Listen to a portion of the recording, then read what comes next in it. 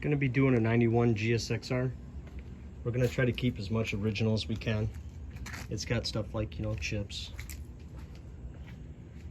some scratches, just normal wear and tear, but we're going to try to keep as much original paint as we can, try to keep the original decals.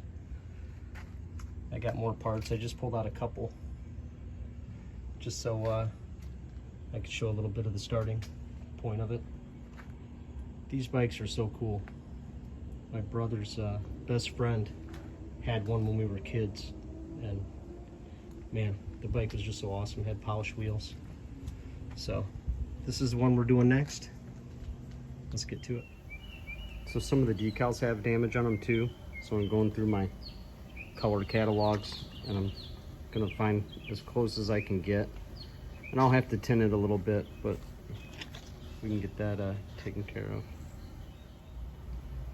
So this color isn't regular black, it's actually got some pearl in it. I buffed a little spot here. I'm gonna stick the camera on it, and it's gonna save me some time. Just tell me what pearl that is so I don't have to spend a whole bunch of time looking. So the camera pulled out a couple different pearls. It's got a violet and a blue. I'm gonna go ahead and mix up a little, do a spray out, and see if it's exactly what I need. So the tank has some chips on it. To fix those, we're gonna touch them up.